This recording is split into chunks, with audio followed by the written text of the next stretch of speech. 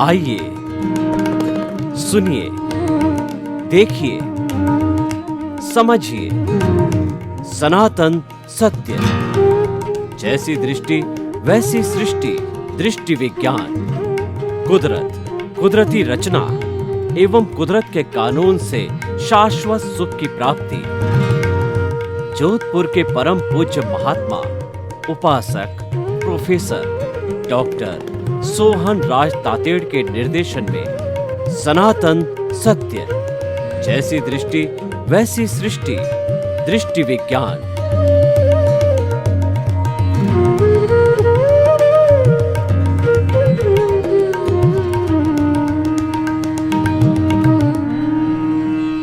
स्वामी जी, आपका जो ये अध्यात्म विज्ञान है, आपने बहुत अच्छा खुलासा किया। सनातन सत्य को बताया, कुदरत, कुदरती रचना, कुदरत के कानून को बताया और हमको इसमें बड़ा इंटरेस्ट आ रहा है। हमको इसमें पूरी श्रद्धा जम गई, हम इसको जानने लग गए हैं। परंतु एक साधारण व्यक्ति जिसके परिवार है, मध्यम वर्ग का है, उसको कमाना भी है, बाल बच्चों को सेटल भी करना है, समाज में अच्छा भी बनना है और सब मेंटेन भी करना व्यवहार दृष्टि से, तो आप बताइए कि वो किस तरीके से जो है वो सनातन सत्य को या कुदरत, कुदरती रचना, कुदरत के कानून को जीवन के अंदर सरलता से अपनाए, ताकि कि उसके ऊपर बोझ भी नहीं आए और उसका जो कार्य रोज़मर्रा का वो भी चलता रहे और वह भी प्रसन्न रहे। तो कुछ ऐसा नुस्खा दीजिए, ऐसा फॉर्मूला बताइए जो सामान्य लोग उसको ग्रहण करके अपने जीवन के अंदर संतुलन बिठा सकें। वास्तव में आध्यात्म विज्ञान की दृष्टि से हर इंसान को जीवन जीना एक आसान हो जाता है। अभी शब्द तो मैंने बोल दिया कि आसान हो जाता है, मगर कैसे और क्यों, ये सबसे बड़ी बात है। आज तक हमने शास्त्रों के माध्यम से, धर्मगुरुओं के माध्यम से और सामाजिक तौर के माध्यम से, सोशली भी हमने यही माना कि आखिर हम प्राकृतिक रूप से इंसान हैं और इसीलिए हमारा जो जीवन है मन वचन काया का वो सभ्य होना चाहिए, संस्कृत होना चाहिए, एक दूसरों के साथ मिला जुला होना चाहिए। हमारा व्यवहार भी मन वचन काया के माध्यम से अच्छा होना चाहिए, सामने वाले का भी अच्छा होना चाहिए और जीवन में बाधा न आए या तो कम से कम आए, इसी के लिए हम अपने जीवन में सोच रहे हैं। वास्तव में ये बातें तब आती है जब आपकी दृष्टि में सेंटर पॉइंट है शरीर। जब मैं शरीर हूं, जब मैं शरीर को चलाने वाला हूं और शरीर जो भुगतान करते हैं वो भुगतान करने वाला हूं, इन शॉर्ट शरीर का मैं कंट्रोलर हूं, वहां तक तो ये विज्ञान आपको समझ में नहीं आएगा और ना ही अनुभव में आएगा। तो फिर ये विज्ञान समझने के लिए क्या करना चाहिए आम आदमी को? तो काफी सरल बात है। ये विज्ञान समझने के लिए और कुछ करने की जरूरत नहीं है, सिर्फ दृष्टि को ही बदलना है। सृष्टि को नहीं बदलना है, संजोगों को नहीं बदलना है और प्रकृति को भी नहीं बदलना है, हमारी या दूसरे की। तो क्या करना है? दृष्टि बदलने का मतलब क्या? दृष्टि बदलने का मतलब होता है आर्ट ऑफ विजन। जन्म से मौत तक मन वचन काया और 5 इंद्रियों से अनुभव में आती पूरी सृष्टि को कैसे देखें ताकि रिलेटिव सत्य का जो मालिकी भाव और कर्ता भाव है खत्म हो जाए, प्राप्ति या लॉस ये विजन खत्म हो जाए, जन्म जीवन मृत्यु ये दृष्टि खत्म हो जाए, सुख दुख की कल्पना खत्म हो जाए। मैं सुख दुख भुगतान करती हूं, करता हूँ, ये दृष्टि खत्म हो जाए। समझना, उपयोग करना और अनुभव करना, तीनों दृष्टि की तो बात है। और इसीलिए कोई व्यक्ति इसको सामर्थ्यता से उपयोग करके अनुभव कर सकेगा या नहीं, वो कोई बाह्य अवस्थाओं के ऊपर अधीन नहीं है।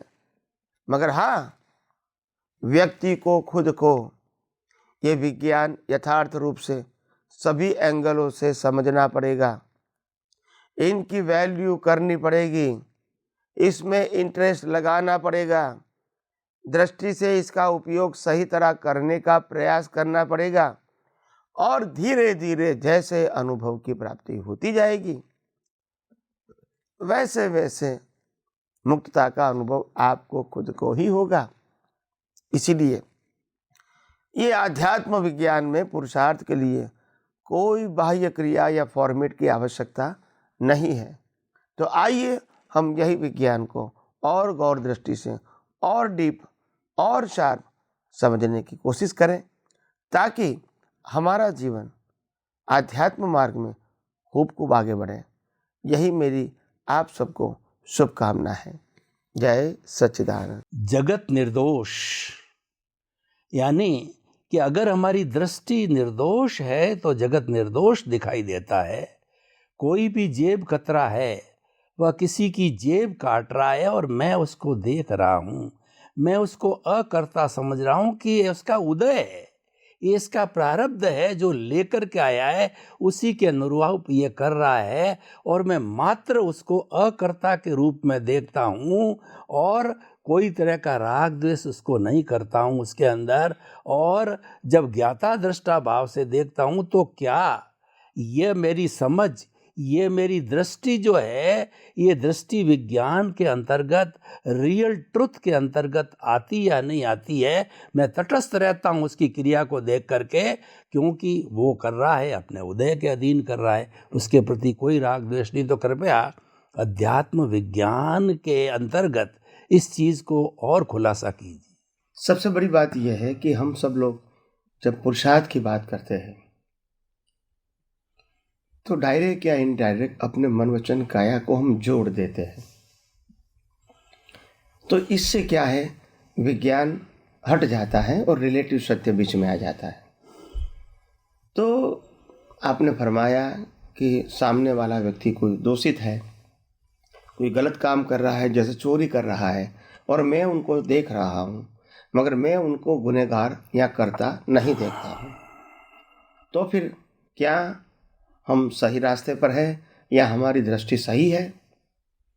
ऑफ कोर्स, आप शुद्धात्मा पद में रहकर उनके अंदर शुद्धात्मा देखकर उनकी प्रकृति को और आपकी प्रकृति को कुदरती रचना देखना है। हम जब कहेंगे कि इसको अकर्ता और निर्दोष देखना है, उस समय आपको ये नहीं समझना है कि आपका मन वचन काया वो कुदरती रचना से बाहर है, आपके कंट्रोल में नहीं है। और इसीलिए अगर कोई व्यक्ति चोरी करता है और आपके मन वचन काया से कोई रिएक्ट हो गया, स्पीच से या एक्शन से कहो या थॉट से कहो, उसका मतलब ये नहीं है कि आप गुनहगार हैं। भाव और मन वचन काया की क्रिया दोनों को आपको अलग समझना पड़ेगा। ये साइंस है, क्योंकि साइंस में, आध्यात्म विज्ञान में साफ बात है, मन वचन काया की अवस्था मात्र कुदरती रचना है, हमारी या दुनिया के कोई व्यक्ति की। तो इसीलिए हम जब कोई अवस्थाओं को देखेंगे, इसका मतलब ये नहीं कि हमारा मन वचन काया स्थिर हो जाएगा, नहीं, क्योंकि वो उनका मन वचन काया भी अकर्ता है और हमारे मन वचन काया के लिए भी हम अकर्ता है ना, हमारे कंट्रोल में नहीं है, ये कुदरती रचना है। तो बात दृष्टि तक सीमित रखना, यह अध्यात्म विज्ञान जो स्पिरिचुअल साइंस है, वो आर्ट ऑफ विजन है, वो हमारा या दुनिया के कोई व्यक्ति के मन वचन काया के साथ जोड़ने की जरूरत नहीं है। एक गलती नहीं करना, नहीं तो फिर विज्ञान रिलेटिव सत्य में ट्रांसफर हो जाएगा। तो इसीलिए हम अलग रहते हैं, वही हमारा साइंस है।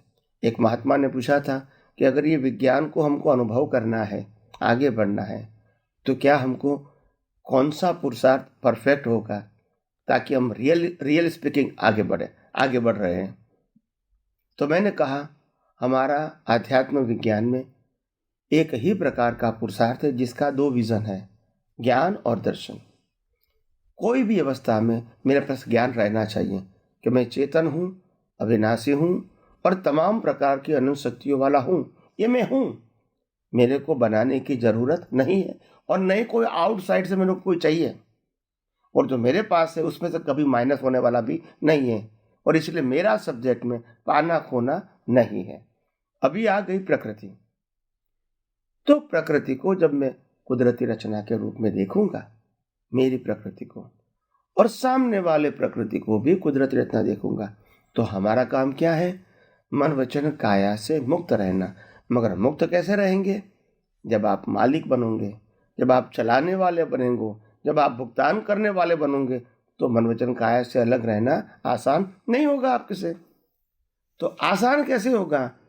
मन वचन काया की अवस्था जो आपका है या सामने वाला है, दोनों को कुदरती रचना के रूप में देखोगे, तभी आप कुदरती रचना से मुक्त, मन वचन काया से मुक्त, भुगतान से मुक्त, ऐसा शुद्धात्मा है, और मन वचन काया को आप कुदरती रचना के रूप में देख सकोगे।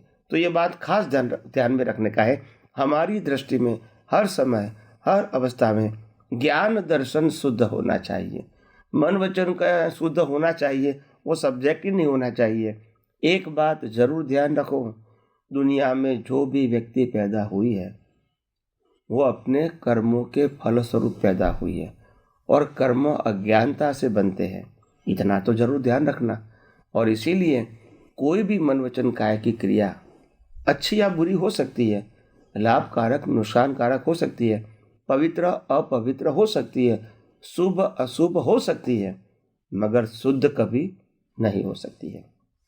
प्रकृति ही परिणाम है, और वो अज्ञानता से बने हुए कर्म की भुगतान के लिए संजोग है, और इसीलिए प्रकृति रामकृष्ण माहिर के भी शुद्ध नहीं बोल सकते हैं, क्योंकि वो तो उदय कर्म है। तो उदय कर्म में शुद्धता होगी तो भी उदय कर्म आया क्यों? शुद्ध का मतलब ही है कर्म ही नहीं बनना। शुभ अशुभ से कर्म बनते हैं, राग द्वेष से कर्म बनते। अगर आपकी दृष्टि उस समय शुद्ध होती तो कर्म बनता ही नहीं, और बनता नहीं तो भुगतान भी नहीं आती। और इसीलिए मनोवचन काया से जो भुगतान आती है वो निर्दोष हो सकता है, या तो वो शुद्ध हो सकता है, वो पॉसिबल नहीं है। मगर हमको अगर प्रकृति से मुक्त रहना है तो प्रकृति को 100% हमारी या सामने वाले की कुदरती रचना के रूप में देखोगे, और मैं भी शुद्धात्मा हूँ और सामने वाले के अंदर भी शुद्धात्मा है। अगर ये देखूंगा तो मैं समझता हूँ आपको ये विज्ञान समझने में, उपयोग करने में, अनुभव करने में और डेवलप होने में आपको ज़्यादा समय नहीं लगेगा। मगर बार बार ये आपको प्रैक्टिस करनी पड़ेगी थ्रू योर विजन, क्योंकि हमारे पास ये प्रैक्टिस नहीं है। ज्ञान तो मिल गया, प्रैक्टिस नहीं है, और प्रैक्टिस से ही व्यक्ति परफेक्ट होता है। तो आइए हम सब यही विज्ञान को और गौर दृष्टि से और डीपली शार्पली समझने की कोशिश करें। हम दादा भगवान के सूत्रों की बात कर रहे थे, जो कि फाइलों का संभावपूर्ण निपटारा करना चौथी जो आज्ञा के अंतर्गत थे, उसका पूरी जो हम व्याख्या कर लें, 3 व्यावहारिक सूत्र तो हमने लिए थे, 2 व्यावहारिक सूत्र बच गए। एक तो था भुगते उसकी भूल, यानी कितना सिद्धांत है कि जो भुगतता है उसकी भूल है, भुगताने वाले की भूल नहीं। और दूसरा हुआ सो न्याय। हम तो न्यायालय के अंदर किसी के प्रति अपील दायर करने जाते हैं, केस करने जाते हैं, पर वो कहते हैं कि जो कुछ आपके साथ घटित हो रहा है ईश्वर का प्रसाद मानकर उसको स्वीकार करो, हुआ सो न्याय। तो ये अध्यात्म विज्ञान की दृष्टि से कृपया प्रस्तुत करें कि इसका सपोर्ट हो जावे और इसको एक विज्ञान के रूप के अंदर रख दिया जाए, किसी फॉर्मेट, किसी फॉर्मेलिटी, किसी रिचुअल के रूप में नहीं रख करके विज्ञान के रूप में कृपया इसको रखें। ये दोनों जो नए सूत्र बताए दादा भगवान के, जो मुखारविंद से निकला हुआ है कि भुगते उनकी भूल, और दूसरा सूत्र है हुआ सो न्याय। हुआ सो न्याय। अभी देखो, ये दोनों सूत्र अच्छी तरह ज्ञानी पुरुष ने समझाने की कोशिश किया है। वो व्यवहार सूत्र है, इसको आप ज्ञान में कन्वर्ट कर सकते हैं। ज्ञान में आगे बढ़ने के लिए आप प्रयास कर सकते हैं। जो व्यक्ति भुगतान करती है उनकी ही भूल है, बात सही है। मगर और इसीलिए हम किसी के प्रति कंप्लेन नहीं करें कि भाई आपकी वजह से मेरे को ये दुख हुआ, नुकसान हुआ, ये जो हमारी मान्यता है। और फिर राग द्वेष बने रहते हैं। हेल्प होता है तो भी कुदरती रचना, और नुकसान होता है तो भी कुदरती रचना। सामने वाला व्यक्ति तो हर हमेशा निर्दोष ही होता है। हम बार बार सत्संग के अंदर पहले बहुत बार एग्जाम्पल देते थे कि जैसे यहाँ पोस्टमैन, अभी तो पोस्टमैन की सर्विस बहुत कम हो चुकी है, मगर पहले ज़माने में भी पोस्टमैन आते थे, अभी भी आते, कम आते हैं।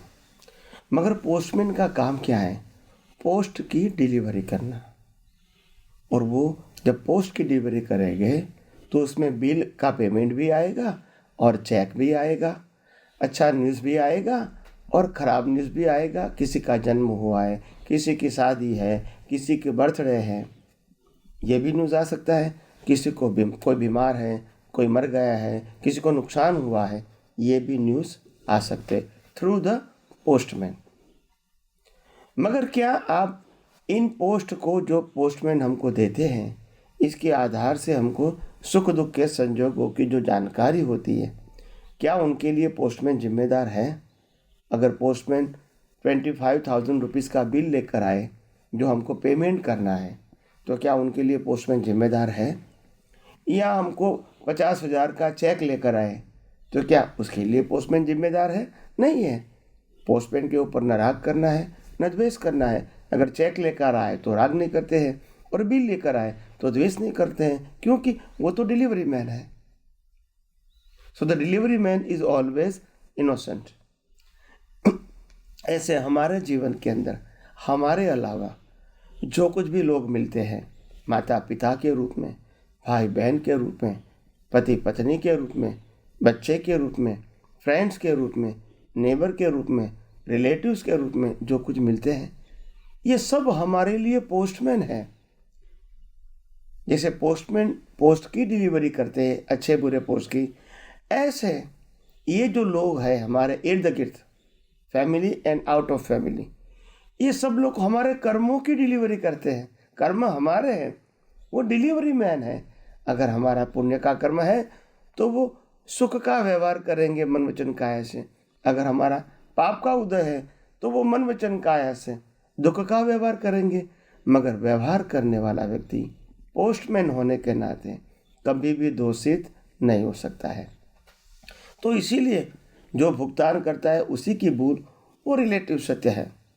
मगर आध्यात्म विज्ञान में ये कहना चाहते हैं, ये दुनिया के अंदर कोई भी व्यक्ति का मन वचन काया वास्तव में गुनहगार हो ही नहीं सकता है, क्योंकि वो तो इंस्ट्रूमेंट है। इंस्ट्रूमेंट कभी गलती नहीं कर सकता है। ऑपरेटर की गलती होती है, इंस्ट्रूमेंट की गलती कैसी होती है? मैं ड्राइव करूँगा और एक्सीडेंट हो गया तो क्या आप कार की गलती बताओगे? नहीं बताओगे। मैं जो मकान में रह रहा हूँ, वो मकान जीर्ण हो चुका है, गिर गया तो क्या मकान की गलती है? नहीं है। तो कहने का मतलब ये है, साधनों की गलती नहीं होती है। गलती होती है हमारी भावनाओं में, हमारे कर्म में। इसके भुगतान के लिए कुदरत ने हमको ये मन वचन काया दिया है, और मन वचन काया के माध्यम से हम संजोगों के माध्यम से कर्मों के भुगतान करके अंदर का जो डिस्चार्ज प्रतिष्ठित आत्मा है, ये कर्मों के भुगतान करता है। तो इसीलिए मैं समझता हूँ कि ये बातों को हमको गहराइयों से समझना चाहिए कि जो भुगते है उसकी भूल है, वो रिलेटिव सत्य में तो करेक्ट है। बिना गलती तो सफरिंग नहीं आता है, मगर ये गलती आज की नहीं है और ये शरीर की भी नहीं है। तो कोई कहता है कि भाई ये शरीर ने चोरी किया तो जेल में शरीर को ही जाना पड़ता है, कर्म करने वाला तो अलग बॉडी है। बात तो सही है, कि शरीर को ही जाना पड़ेगा, मगर आपको यह समझना पड़ेगा क्योंकि सर जो भी भुगतान करते हैं वो तो इंस्ट्रूमेंट के माध्यम से ही करते हो। अगर इंस्ट्रूमेंट नहीं होगा सफरिंग कैसे करोगे? अगर इंस्ट्रूमेंट नहीं होगा तो आपको अगर पुण्य लेकर आए तो किसी ने आपको 25 लाख रुपया का प्रॉफिट दे दिया तो आपको सुख महसूस होगा थ्रू द बॉडी। तो पुण्य तो अंदर की बात है और स्थूल संयोग बाहर की बात है, और स्थूल संयोग का अनुभव कौन करेगा? शरीर के माध्यम से तो करोगे ना। पैसा किसी ने किसी को डायमंड दिया तो शरीर को ही मिलेगा ना डायमंड, तो अनुभूति अंदर वाले को होगी। आप कहोगे कि स्वामी जी आपका यह लॉजिक थोड़ा समझ में नहीं आता है, क्या शरीर के माध्यम से ही भुगतान करते हैं? वो तो कॉमन बात है। तो फिर शरीर भुगतान नहीं करता है ऐसा क्यों मानते हैं या क्यों मनवाते हैं? देखो, अगर शरीर भुगतान करता है, जब हम शरीर को जला देते हैं तो शरीर क्यों भुगतान नहीं करता है? जब शरीर इस दुनिया के अंदर जब आत्मा निकल जाती है और सत्ता संपत्ति संबंध और साधन सब कुछ छोड़ के जाना है, तब को वो क्यों भुगतान नहीं करती है कि मेरे को छोड़ना पड़ा, परिवार को छोड़ना पड़ा, संपत्ति को छोड़ना पड़ा, साधनों को छोड़ना पड़ा, डिग्री को छोड़ना पड़ा, मेरे शरीर को छोड़ना पड़ा? लगता है उनको? नहीं लगता है। तो बात समझने की है। ये तो इंस्ट्रूमेंट था, इंस्ट्रूमेंट है, इंस्ट्रूमेंट रहेगा, वो सिर्फ कर्मों के भुगतान के लिए है। ये कोई भी गलती ये मन वचन काया ने नहीं किया है। तो जरा गौर से ये बात समझनी है। तो जो भुगते हैं उनकी भूल वो आपको शायद समझ में आ गया होगा। दूसरी बात जो ये थी कि हुआ सो न्याय, हुआ सो न्याय। अच्छा सूत्र है बहुत। जो हुआ वही न्याय है और वास्तव में सही है। कुदरत कहती है मैं सबको न्याय तो देता हूं, मगर आप न्याय के ऊपर न्याय खोदते हो। कैसा क्यों हुआ? कुदरत ने कहा यही तो न्याय था भी, मैंने कुछ नहीं किया है तो मेरे को वनवास क्यों जाना पड़ा? कभी राम ने पूछा भी मैंने कुछ नहीं किया है तो मेरा जन्म जेल में क्यों हुआ? कभी कृष्ण ने पूछा भाई मैंने कुछ नहीं किया है तो मैं अपने माता पिता से पैदा होते अलग क्यों हो गया? कभी पूछा भाई मैं झोपड़ी में क्यों पैदा हुआ? कभी आपने अपने आप को पूछा भाई मेरा कलर काला क्यों है? कभी अपने आप को पूछा? कभी नहीं पूछा। क्योंकि आपको मालूम है कि हर बातों के अंदर जो संजोग आते हैं वो हमारे कर्मों के फल स्वरूप आते हैं, और इसीलिए हुआ सो न्याय का मतलब होता है जन्म से मौत तक जो भी होता है वही तो न्याय है। न्याय का मतलब होता है हमने जो कर्म किया था उसका फल देने वाला कुदरत है, और कुदरत न्याय करता है, कभी अन्याय नहीं करता है। कुदरत का एक ही कानून है, जिसको सजा मिली है वो निर्दोष हो नहीं सकता है, और जो निर्दोष है इनको मैं सजा दे भी नहीं सकता हूँ।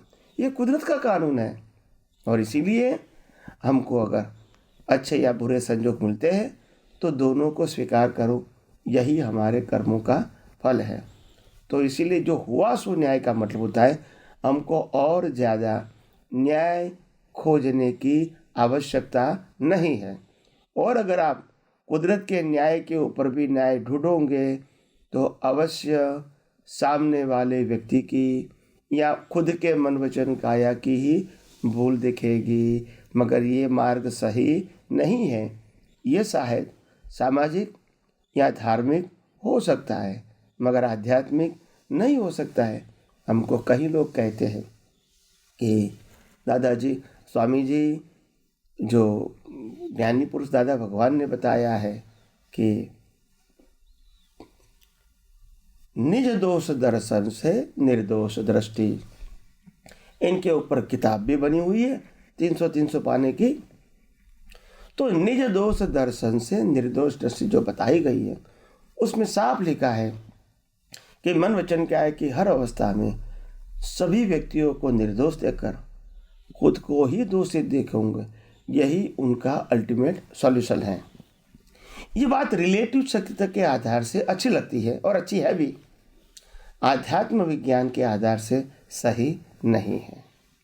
आध्यात्म विज्ञान साफ बोलता है ये आपका मन वचन काया, यह ब्रह्मांड के कोई भी व्यक्ति के मन वचन काया कुदरती रचना के अधीन ही है, इसलिए मन वचन काया दूषित है, वो तो प्रिंसिपल ही नहीं है।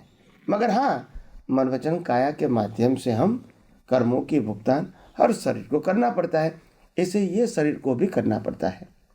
तो हम अपने मन वचन काया को दूषित नहीं देखें और दुनिया को निर्दोष देखेंगे तो दुनिया को निर्दोष देखते वो दृष्टि सही है, मगर अपने मन वचन काया को दूषित देखते हैं वो दृष्टि सही नहीं है। अपना मन वचन काया भी कुदरती रचना है और दुनिया के हर व्यक्तियों का मन वचन काया कुदरती रचना है। इसको सिद्धांत बोलेंगे। ये जो अपने को दोषित देके दुनिया को निर्देश देखना वो धार्मिक और सामाजिक बात है, वो सनातन सत्य नहीं है। सनातन सत्य में सिद्धांत सभी जीवों के लिए एक ही होता है, उसमें पार्टीशन नहीं होता है। तो पार्टीशन का मतलब होता है रिलेटिव सत्य।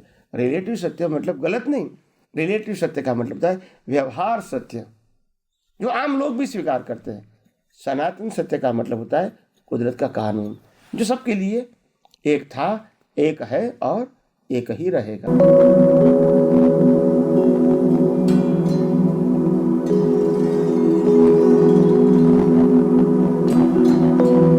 एक ऐसा अंतर्राष्ट्रीय ख्याति प्राप्त मानव जो गुरु प्रेरणा से पिछले 20 वर्षों से वानप्रस्थ जीवन जीते हुए 24 घंटे मानवता की सेवा में संलग्न है।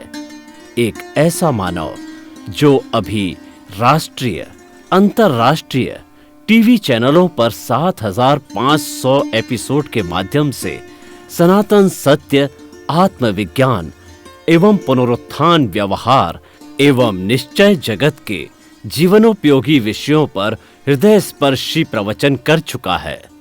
उस मानव का नाम है महात्मा उपासक प्रोफेसर डॉक्टर सोहन राज तातेड़। प्रोफेसर तातेड़ द्वारा योग, दर्शन, शिक्षा विषयों पर रचित पीएचडी स्तर के 250 शोध ग्रंथ भारत के 100 प्रतिष्ठित विश्वविद्यालयों में शोधार्थी पढ़ रहे हैं तथा वे सभी शोध ग्रंथ वहां की सेंट्रल लाइब्रेरियों में उपलब्ध हैं।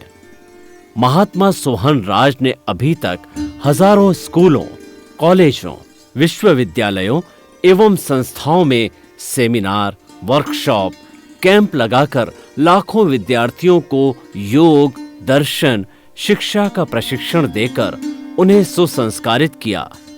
डॉक्टर तातेड़ ने भारतीय संस्कृति उत्थान के 4000 से अधिक समसामयिक विषयों पर आर्टिकल लिखकर ऑनलाइन जर्नल, पत्रिकाओं, वेबसाइट्स पर प्रकाशित किया, जिसका उपयोग लाखों पाठक कर रहे हैं।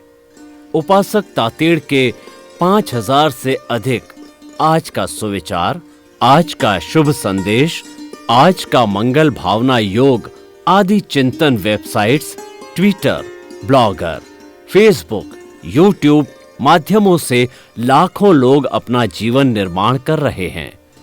मानवता के मसीहा ऐसे महामानव महात्मा सोहन राज तातेड़ के प्रोफाइल को अभी तक विश्व के 20 लाख दर्शक यूट्यूब पर, 12 लाख गूगल पर एवं लाखों दर्शक फेसबुक, ब्लॉगर, ट्विटर और इंस्टाग्राम पर देख चुके हैं।